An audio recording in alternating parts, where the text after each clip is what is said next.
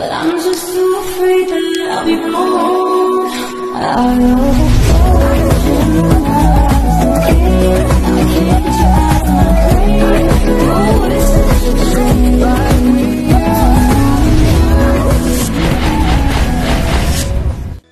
Hello everyone, কি অবস্থা সবার? আশা করি সবাই অনেক ভালো আছেন। আমি আজকে চলে আসলাম বরগুনা শহর থেকে মাত্র 50 টাকা রিক্সা ভাড়া দিয়ে সুরঞ্জনা ইকো পার্কে। জনপ্রতি মাত্র 100 টাকা দিয়ে আপনারাও ঘুরে আসতে পারেন সুরঞ্জনা ইকো পার্কে।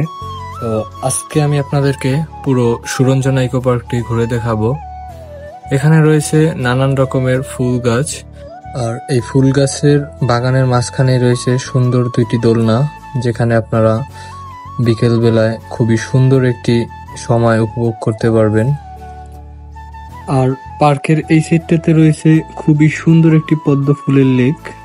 বিষখালী নদীর তীরে গড়ে ওঠা ম্যানগ্রোভ বনের মাঝখানেই সুরঞ্জনা ইকো পার্কের অবস্থান। আর আপনি যদি এখানে আসেন তাহলে এই কাঠের পুলে চড়ে পুরো পার্কটি ঘুরে দেখতে পারবেন, আর যেটা দেখে মনে হবে পানির উপরে ভাসমান। এখানে পর্যটকদের বসার জন্য রয়েছে পানির উপরে ভাসমান কিছু কুঁড়েঘর।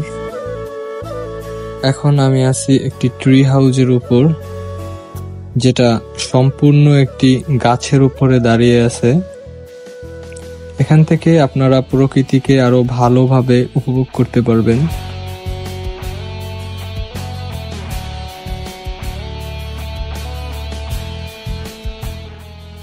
সুরঞ্জনা ইকো পার্কটি ম্যানগ্রোভ বনের পাশে হওয়ায় এখান থেকে আপনারা সুন্দরবনের খুব সুন্দর একটি ফিল নিতে পারবেন।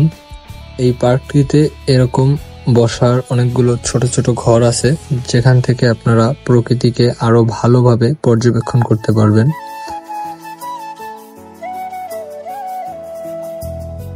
তো আজকের মতো ভিডিওটা এখানেই শেষ করব। সম্পূর্ণ সুরঞ্জনা পার্কটি ঘুরে দেখালাম। পরবর্তী কোনো ভিডিওতে আবার দেখা হবে। ধন্যবাদ সবাইকে।